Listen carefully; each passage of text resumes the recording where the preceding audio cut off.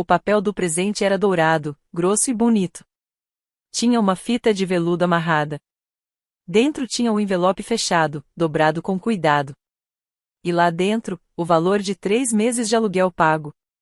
Entreguei para minha irmã com um sorriso leve. Não era para chamar atenção. Era só um jeito de ajudar. Um gesto pequeno, mas com amor. Ela estava passando por dificuldades. Pelo que escutei minha mãe sussurrando comigo nas últimas semanas. Raquel abriu o envelope devagar, leu o cartão. Olhou o cheque e depois olhou para mim. E falou alto, para todo mundo ouvir. Como se quisesse provar que não precisava de ajuda. A sala ficou em silêncio. Aí, alguém, acho que meu primo, começou a rir. Os outros riram também. Mas não foi uma risada qualquer. Foi aquela que machuca. Do tipo que corta por dentro. Na hora, senti como se tivesse levado um tapa. Mas fiquei firme. Estendi a mão, peguei o envelope de volta da Raquel. Guardei no bolso do meu casaco e falei. Bom saber. Sem gritaria, sem drama. Só a verdade. 10 minutos depois, eu já estava indo embora. Quando ouvi alguém dizer. Espera, Emily, sério, não vai embora. Depois, a voz da minha mãe. Emily, por favor, volta. Vamos conversar. Mas eu fechei a porta atrás de mim. E mesmo com a casa inteira me chamando. Dessa vez, eu escutei só a mim mesma. Meu nome é Emily Carter. E não importa de onde você está vendo esse vídeo. Fica comigo até o fim. Porque a noite em que riram da minha gentileza. Foi a mesma noite em que pararam de rir de vez. Sempre fui aquela em quem podiam confiar. Não era a mais falante, nem a preferida. Mas eu era aquela que resolvia. Quando Raquel bateu o carro na faculdade. Fui eu que assinei o empréstimo do carro novo. Quando o negócio do meu pai passou por aperto. Transferi dinheiro das minhas economias sem contar para ninguém. Quando minha mãe precisou organizar o funeral da vovó. Tirei uma licença no trabalho, sem receber nada, para cuidar de tudo. Ninguém perguntou se eu podia fazer isso. Ninguém quis saber como eu estava. Eles só achavam que eu ia dar um jeito. Porque era o que eu sempre fazia. Eu era a filha invisível. A mão firme. Eu não ajudava para ser notada. Pelo menos era isso que eu dizia para mim mesma. Eu ajudava porque achava que aquilo era amor. Talvez, só talvez, se eu continuasse sempre ali. Um dia iam me ver como mais do que um plano B. Raquel, por outro lado, sempre foi o centro das atenções. Ela brilhava. Fazia escândalo como ninguém. Se tirava nota ruim, a culpa era do professor. Se brigava com amigas, dizia que era inveja. Tudo na família girava em torno dela. Os dramas do trabalho, o namoro enrolado, as crises sem fim. Mamãe dizia que isso era personalidade. Eu dizia que era conveniente. Porque não importava o tamanho da bagunça que Raquel fazia. Sempre tinha alguém para limpar depois.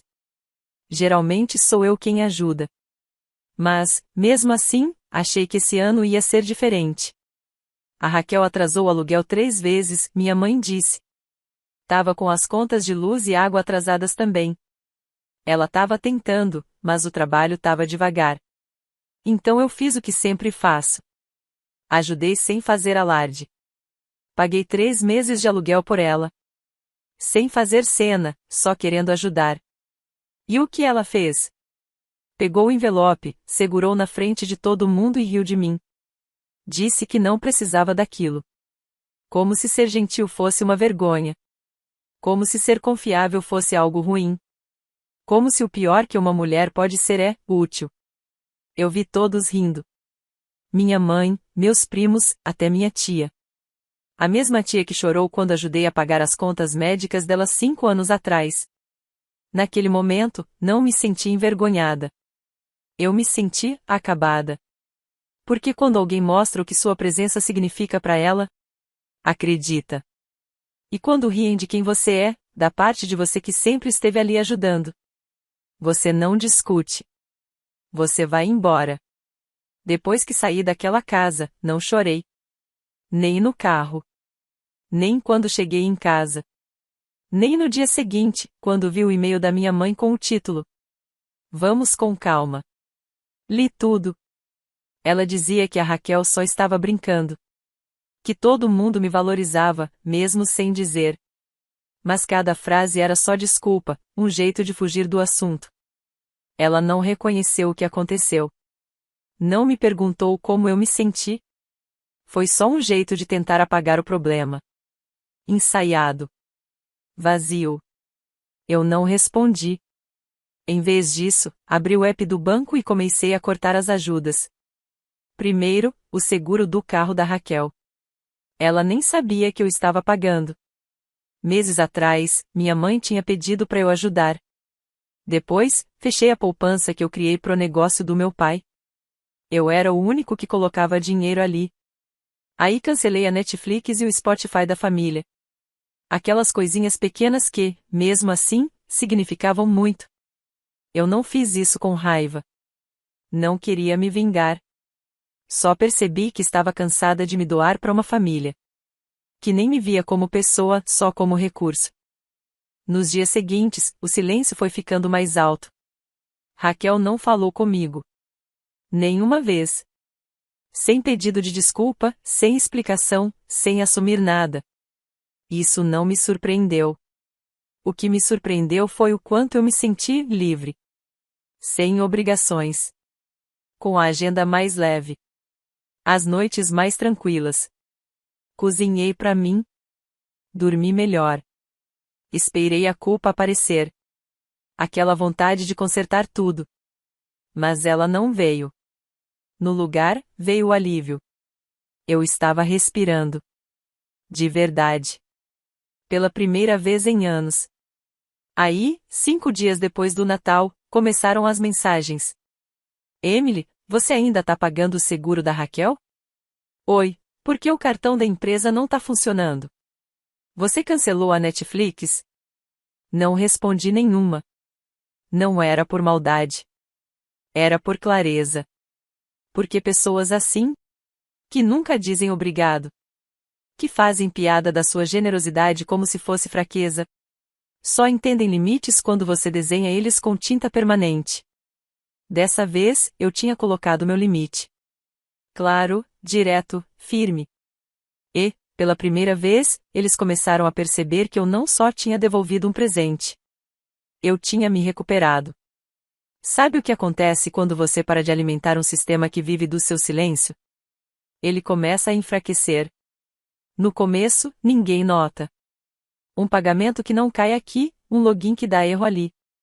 Coisas pequenas, meio chatas. Mas aí os buracos vão ficando maiores. E quando é você que segura tudo, que está por trás fazendo tudo funcionar sem aparecer? A sua falta começa a fazer barulho. Eu não postei desabafo. Não escrevi frase enigmática no Instagram sobre a limitezão ou ancura. Nem mandei e-mail dizendo tô fora. Simplesmente parei. Saí do grupo da família que estava planejando as férias. Tirei meu cartão do site onde reservavam as viagens. Cancelei a assinatura do boletim que a Raquel publicava.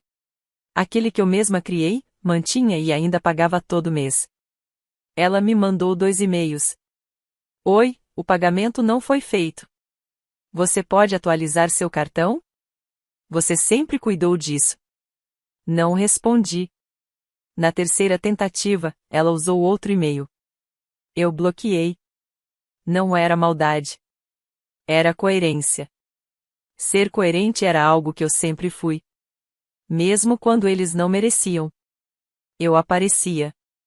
Lembrava dos aniversários. Mandava flores quando estavam tristes, comida quando ficavam doentes, dinheiro quando estavam apertados. Nunca foi retribuído. Nunca. No Natal passado, paguei todo o jantar. Buffet incluso. Raquel chegou 3 horas atrasada, tirou uma selfie na frente da árvore que eu mesma decorei. E foi embora antes da sobremesa. Ninguém me agradeceu. Ninguém notou que fui eu quem ficou para limpar tudo, sozinho. Dessa vez, eles notaram tudo. Minha prima Mia comentou que a conta da empresa que gerenciávamos estava bloqueada. É que eu tinha saído oficialmente da sociedade. Os papéis que eu tinha assinado meses antes só agora entraram em vigor. Eu não tinha mais nenhuma ligação financeira com eles. Minha mãe me ligou 2 vezes no mesmo dia. Não atendi. Depois, mandou mensagem. Emily, não entendo o que você tá fazendo. Somos família. Não dá pra seguir em frente depois de um momento estranho? Estranho? Aquilo não foi estranho. Aquilo foi uma traição, embrulhada com um laço em cima. Eles me humilharam quando eu só quis ajudar. Não porque me entenderam mal, mas porque minha ajuda ameaçava o ego deles. Eles aceitavam a minha generosidade. Mas só enquanto eu ficasse pequena fazendo isso. Agora que eu estava saindo de cena. Eles odiavam isso mais do que amavam a ajuda. Então deixei o silêncio crescer. Deixei que eles sentissem o peso que sempre jogaram sobre mim. Agora, o peso estava nas mãos deles. E eu não falei mais nada. Porque tem mensagens que não precisam ser ditas. Elas são sentidas. O mais curioso sobre gente que não valoriza você é que só percebe o que você fazia quando você para de fazer. 10 minutos depois de eu sair daquela ceia de Natal. Imagino que a casa ainda cheirava a presunto e canela. A casa ainda parecia de festa. Tudo brilhava embaixo da árvore que eu mesma ajudei a decorar. Mas o clima já era outro. No dia seguinte, minha prima me ligou para saber como eu tava. Ela foi a única que percebeu as besteiras da Raquel. Sempre em voz baixa, claro. Nunca em voz alta. Ela falou: Emily, o que foi aquilo depois que você saiu? Nunca vi todo mundo entrar em pânico daquele jeito. Pelo visto, alguém resolveu checar a conta da família no Venmo. Aquela do dinheiro pras férias. Acharam o saldo zerado. Eu já tinha retirado minha parte. E bloqueado todo mundo. Logo depois, viram que o aluguel da Raquel não tinha sido pago. E que ninguém mais ia pagar. Aí caiu o Netflix. Depois o Spotify. Depois, o plano de mercado que minha mãe usava fazia 1 ano. Às minhas custas, parou no meio da compra. No começo, acharam que era problema técnico. Mas aí a verdade veio, fria como o vento no rosto. Eles tinham rido. Tinham debochado. E, de repente, começaram a ver as rachaduras. Na estrutura que sempre teve meu nome escondido. Só que agora não tinha mais ninguém segurando a casa em pé. Eles não ficaram tristes porque eu fui embora. Ficaram assustados porque, dessa vez, eu tava falando sério. Porque eu não ia voltar como sempre fazia. Porque eu não ia aceitar desculpa meia boca. Nem abraço frio, nem o velho você sabe como a Raquel é. Dessa vez não era só a Emily teve um momento. Era a Emily desapareceu. E levou junto a base que sustentava tudo. Na virada do ano, o grupo da família no WhatsApp virou uma confusão. Eu nem entrei pra ler, mas Mia mandou uns prints. Raquel se fez de vítima. Falei uma coisinha, ela exagerou. Não é como se eu tivesse tacado fogo na casa dela. Minha mãe, claro, defendeu. Era só uma brincadeira. A gente não quis dizer aquilo. Ela tá sendo dramática. Meu pai? Nada. Como sempre. Fala alto no futebol, mas some quando a coisa é séria. Depois, o tom mudou. Emily, por favor. A gente é família. Vamos conversar. E aí, aquela palavra que sempre usavam pra rir de mim, família. Agora virou um pedido desesperado. O que eles estavam realmente dizendo era: não sabemos o que fazer sem você. Não sabemos como resolver as coisas agora que você parou de carregar todo mundo. Não sabemos ser família se você não estiver consertando tudo pra gente. E eu? Não respondi. Nenhuma vez. Em vez disso, comprei uma agenda nova. 100 aniversários anotados. 100 jantares de família marcados. 100 lembretes de flores, de transferências. De chamadas no Zoom pra noite de jogos. Só dias em branco, esperando ser preenchidos. com gente que me vê como uma pessoa. Não só como alguém prática, silenciosa, útil. Gente que não ria quando eu ajudava. Que não usava a palavra obrigado como uma arma. Que não achava que ter limites era uma traição.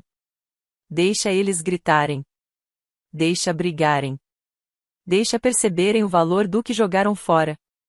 Porque uma coisa ficou bem clara. Eles achavam que eu não era necessária. E essa foi a lição mais libertadora da minha vida. A primeira mensagem de voz veio 2 semanas depois do Natal. Era da minha mãe. A voz dela estava toda cuidadosa, daquele jeito que ela usa quando sente que está perdendo o controle. Emily, eu só queria conversar. A gente sente sua falta. Sua irmã, bem, ela se arrepende do que falou. Você conhece ela. Por favor, me liga. Eu não liguei. Não porque eu fosse má. Mas porque eu simplesmente não acreditei. Na nossa família, arrependimento era só um jeito bonito de dizer. Fala alguma coisa legal para ela voltar e consertar tudo de novo. Uns dias depois, a Raquel postou um story no Instagram. Uma foto da árvore de Natal dela ainda montada em janeiro. Com uma legenda cheia de indireta. Nem todo presente é o que parece. Tem gente que é sensível demais. A Raquel? Arrependida? Nada. Ela só estava envergonhada porque o apoio dela, que ela nunca reconheceu, tinha ido embora. Silenciei o perfil dela. Bloqueei o número da minha mãe. Disse para mim mesma que era só por um tempo. Mas o tempo passou. E quanto mais o silêncio ficava, mais eu percebia como era boa a paz. De não viver apagando o incêndio dos outros. Antes, era todo dia um drama. Alguém sem dinheiro pro aluguel. Alguma emergência, alguma crise. Agora, meus dias tinham silêncio. Tinha calma. Eu ia trabalhar, voltava para casa, cozinhava para mim mesma. Voltei a ler. Me inscrevi numa aula de cerâmica de fim de semana. Só porque achei legal a ideia de fazer algo com as minhas mãos. Não acordava mais com medo de mensagem. Não montava minha agenda em cima dos problemas dos outros. Não fazia contas para salvar ninguém. Era uma liberdade que eu nem sabia que existia. Até sentir. A Mia, minha prima, a única que não entrou na onda, me chamou para um brunch num domingo. Quase não fui, mas ainda bem que fui. Ela não me cobrou nada. Não disse que eu tinha que voltar a falar com eles. Só perguntou, como você tá? E eu respondi, para falar a verdade, em paz. Ela sorriu e disse, dá pra ver. Acho que foi ali que eu percebi. Eu não ia voltar. Não ia ter cena, nem porta batida. Só silêncio. Como alguém que entra num lugar e percebe que finalmente está onde deveria estar. E entende, de uma vez por todas, que nunca precisou de permissão para estar ali. Naquela época, recebi uma promoção no trabalho. Uma promoção grande. Me colocaram no comando de um projeto que eu esperava fazia o ano inteiro. O mais curioso, a Raquel descobriu antes mesmo de eu contar para alguém. Ela me mandou um e-mail. Só 2 linhas. Parabéns. Acho que você tá bem sem a gente. A última palavra, a gente, me marcou. Porque o que ela queria dizer, na verdade, era sem ela.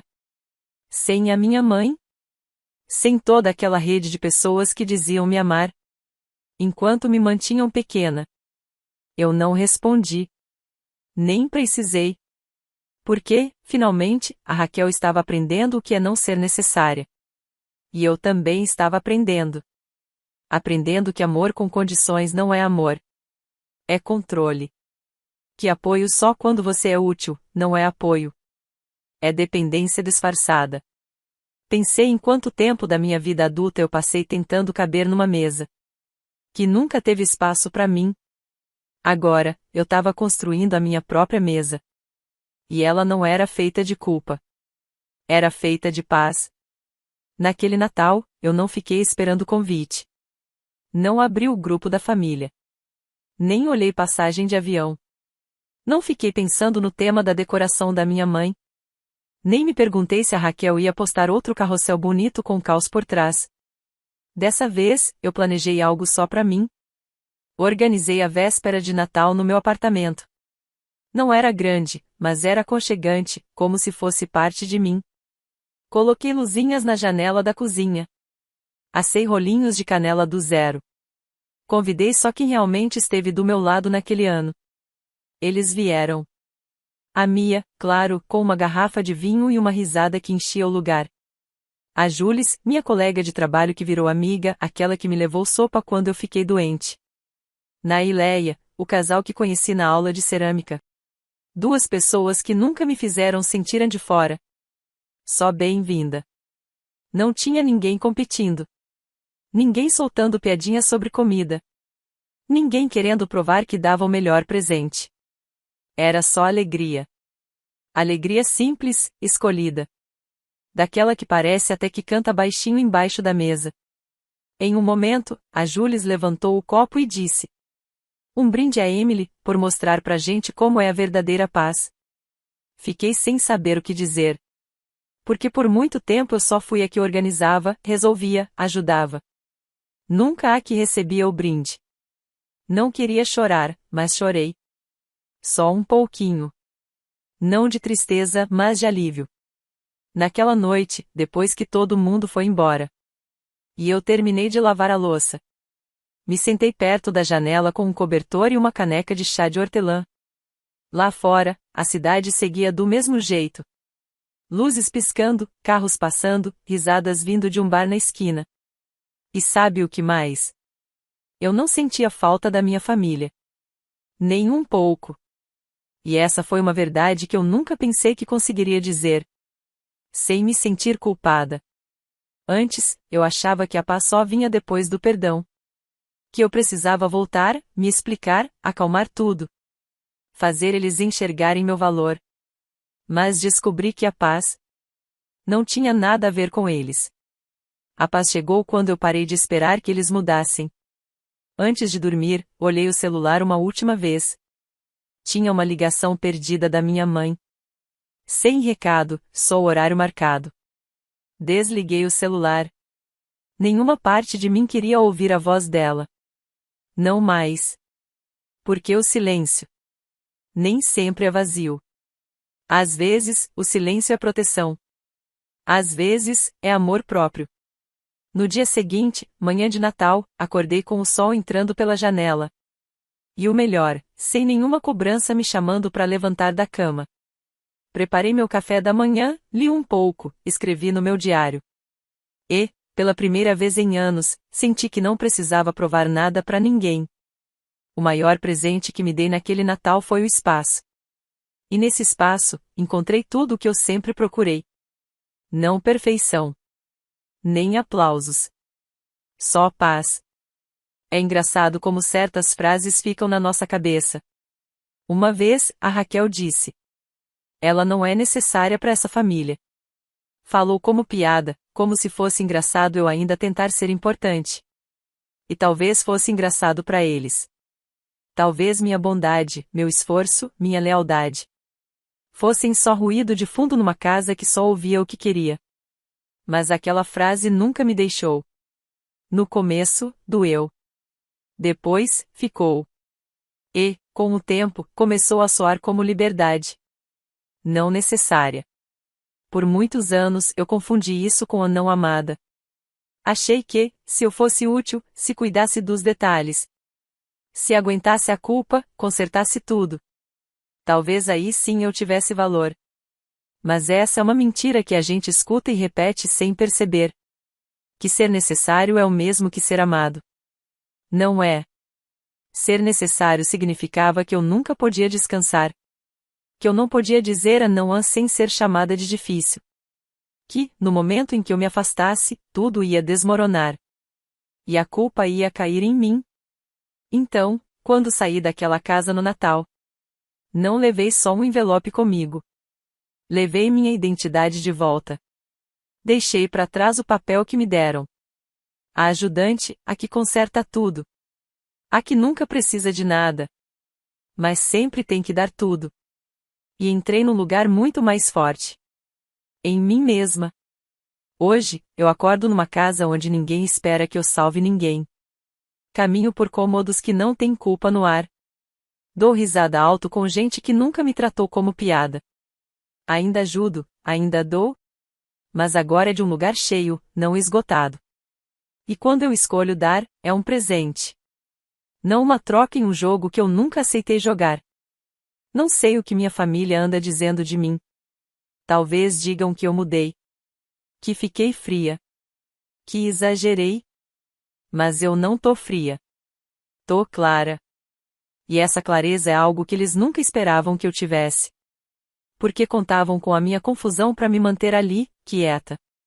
Antes, eles usavam a palavra família como corrente. Como algo para me prender. Mas família construída em cima de vergonha, medo e controle.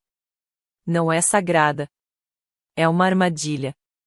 Parei de chamar eles de família no dia em que riram. Quando eu só queria ajudar. E desde então, nunca mais liguei. Não é mágoa. De verdade. Eu desejo o bem para todos. De coração. Espero que eles aprendam a cuidar da própria vida. Sem esperar que alguém fique sempre nos bastidores resolvendo tudo. Espero que a Raquel aprenda a viver. Sem precisar fingir que é melhor que os outros. Espero que minha mãe entenda que perdão não se exige. Se conquista. Mas nada disso é mais problema meu. Eles tinham razão. Eu não sou necessária. E quer saber? Eu não quero ser.